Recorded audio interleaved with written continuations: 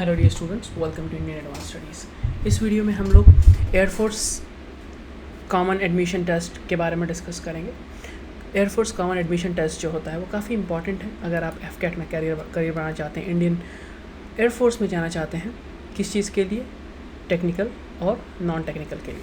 तो टेक्निकल और non technical का जो है वो थोड़ा सा आपको समझना होगा। समझने के लिए आपको इस वीडियो को लास्ट तक देखना है। हम लोग इस वीडियो में हर एक इन्फॉर्मेशन को चेक करेंगे, एलिजिबिलिटी, एग्ज़ाम पैटर्न, सिलेबस और बहुत सारी चीज़ें, जैसे आपकी इसमें एलिजिबिलिटी क्या है, सैलरी क्या है, करियर ऑप्शंस कैसे हैं, कैसे किस तरीके से आप यहाँ पे जा सकते हैं। All those things we are going to discuss in this video. So क्या करना है आपको? एग्जैक्टली वही चीज़ करना है जो मैं कह रहा हूँ।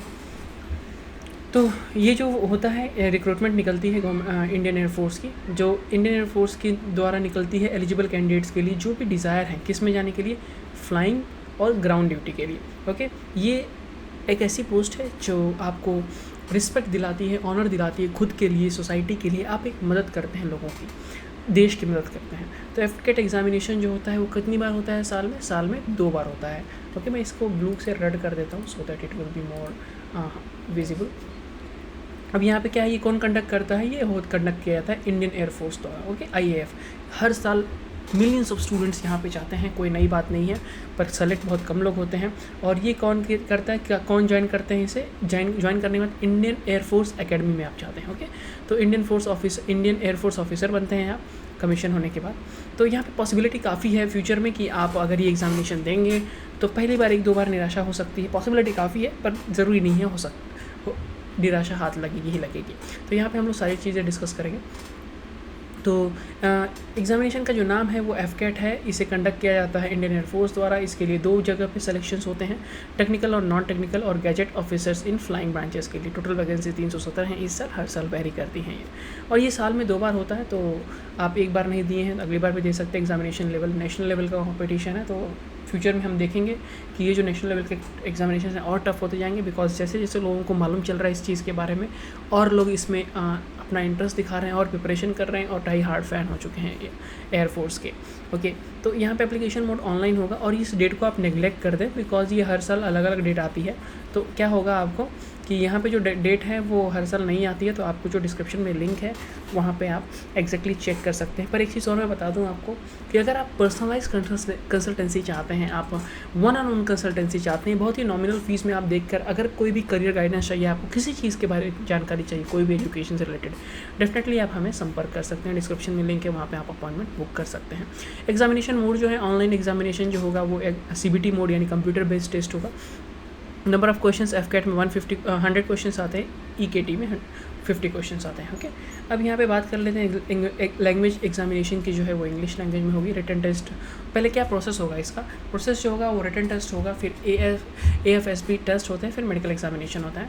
और सैलरी जो है 85,000 अप्रॉक्सीमेट है, ये वेरी करेगी, हर बार अलग अलग होती है, ज़्यादा ही होती है, कम नहीं होती है। ऑफिशियल वेबसाइट जो है fcat.cdac.in है। ओके, अब नोटिफिकेशन जो है वो रिलीज़ हो चुका है किस चीज़ के लिए? ग्रुप A गैजेट ऑफिसर्स के लिए। ओके, और फ्लाइंग कहाँ पे? Flying and ground duty. Okay, course जो है वो जनवरी में स्टार्ट होता है। एलिजिबिलिटी क्राइटेरिया बात कर लेते हैं। एलिजिबिलिटी क्राइटेरिया जो है इंडियन सिटीजनशिप जिनके पास है एक्ट 1955 से जो है वही लोग इसके लिए एलिजिबल हैं, बाकी कोई दूसरे कंट्री के लोग जो हैं वो एलिजिबल इसके लिए नहीं हैं, क्योंकि ये सिक्योरिटी का मामला है। और आप देखेंगे कि इंडिया में जो है सिक्योरिटी का काफ़ी थ्रेट रहता है, और ख़ास तौर से डिफेंस सेक्टर में किसी और नेशनल को लेके हम रिस्क नहीं ले सकते। So that is the reason Indian citizens को ही ये अलाउ किया गया है। तो आप यहाँ पे देख लेते हैं फ्लाइंग ब्रांच के लिए अगर हम लोग बात करें फ्लाइंग ब्रांच की, तो यहाँ पे जो है एज 20 से लेकर 24 के बीच में होनी चाहिए, यानी 20 to 24 के बीच में होनी चाहिए। किसने तारीख को? 1 जनवरी 2021 को। ओके, और वो बॉर्न कितने 2 जनवरी 1998 से लेके 1 जनवरी 2002 के बीच में ही वो पैदा होना चाहिए। ओके, सो लेट्स से आप ये वीडियो देख रहे हैं 2022 में और ये 2021 में दे रहे हैं, जस्ट फॉर एग्जांपल, और आप ये दोबारा 2 वीडियो जो है 2000 फॉर एग्जांपल 2025 में आपने देखा, तो अभी 4 साल का डिफरेंस क्रिएट हुआ। तो यहाँ पे 2025 आप कर देंगे और यहाँ पे आप करेंगे 98 के, यहाँ पे +5 कर देंगे आप, और यहाँ पे भी +5 कर देंगे। Okay, so this is how you have to do. Okay, तो काफ़ी सिंपल है ये। कैलकुलेशन हर साल अलग अलग होता है। मेरिटल स्टेटस की बात करें तो कैंडिडेट जो हैं वो अनमैरिड होने चाहिए, कैंडिडेट दोनों के दोनों कैंडिडेट अनमैरिड होने चाहिए। विडो, विडोवर्स, डिवोर्सी जो 25 साल से नीचे हैं वो भी एलिजिबल नहीं है इसके लिए। ओके, तो अगर आपकी एज है जो 25 बिलो 25 हैं, अगर आप इस कैटेगरी में आती हैं तो भी आप एलिजिबल नहीं हैं। ओके, एजुकेशन क्वालिफिकेशन की बात करें तो ब्रांच फ्लाइंग ब्रांच के लिए आपके पास फिजिक्स और मैथमेटिक्स होना चाहिए, मैथ्स और फिजिक्स 12th स्टैंडर्ड में, जिसमें मिनिमम आपके 50% मार्क्स होना चाहिए। उसके साथ ही आपका ग्रेजुएशन कंप्लीट होना चाहिए 3 या 4 ईयर्स का जो डिसिप्लिन है उसमें मिनिमम 60% आपको मार्क्स होने ही चाहिए। ओके, तो सेक्शन ए भी एग्जामिनेशन एसोसिएट मेंबरशिप इंस्टीट्यूशन और से अगर आप किए हैं तो 60% मार्क्स आपके यहाँ पे होने चाहिए। ग्राउंड ड्यूटी जो है वो टेक्निकल ब्रांच है। ओके, टेक्निकल ब्रांच में आपके पास एरोनॉटिकल इंजीनियरिंग डिग्री होनी चाहिए, डिग्री ऑफ एरोनॉटिकल इंजीनियर, जैसे इलेक्ट्रॉनिक्स ए बोलते हैं इसे। 50% मिनिमम का मार्क्स चाहिए, वो भी फिजिक्स और मैथमेटिक्स होना चाहिए 12th स्टैंडर्ड में। ओके, तो दिस इज़ हाउ ये है। और आपने section A B actual studies आपने किया है of associates membership of institution of engineers India और aeronautical society of India.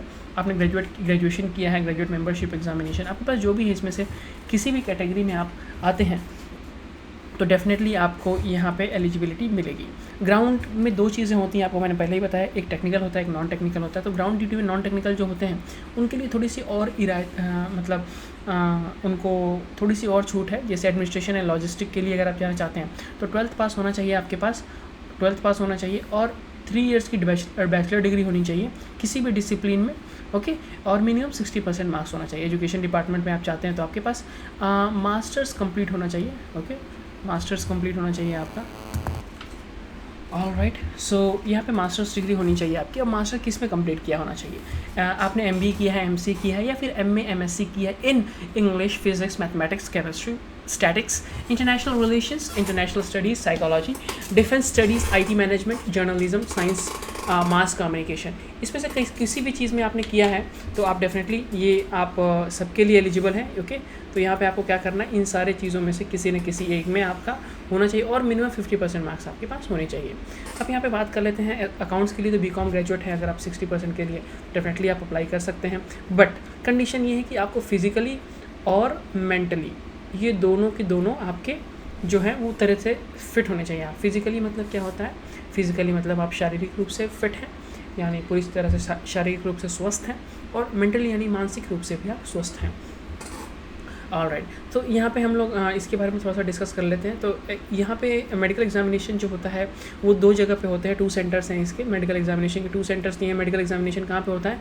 Institute of aviation medicine जो है बेंगलुरु में, वहाँ पे होती है, और air force central medicine establishment okay यहाँ पे होती है। तो after the examination final merit list जो है वो प्रिपेयर की जाती है बेसिस आपके स्कोर के ऊपर जो रिटर्न है AFSP इंटरव्यूज़ पे। ओके, कैंडिडेट शॉर्टलिस्ट किए जाएंगे, would be given joining letter, जो आपको जॉइनिंग लेटर मिलेगा। FCAT पैटर्न की बात कर लेते हैं। तो एग्जामिनेशन FCAT का जो है वो ड्यूरेशन 2 घंटे का होता है, जिसमें 100 क्वेश्चन आते हैं, 300 मार्क्स का होता है।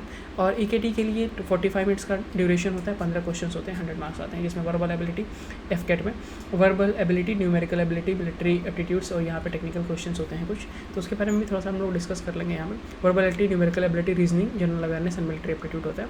कोई इसमें नेगेटिव मार्किंग भी होती है, 1/3 मार्क्स होता है। ओके, नेगेटिव मार्किंग हर सेक्शन में, कोई अलग से किसी सेक्शन का नहीं है, इसमें हर एक सेक्शन यहाँ पे चाहे वर्बल एबिलिटी हो या कुछ भी हो उसके अंदर वही है।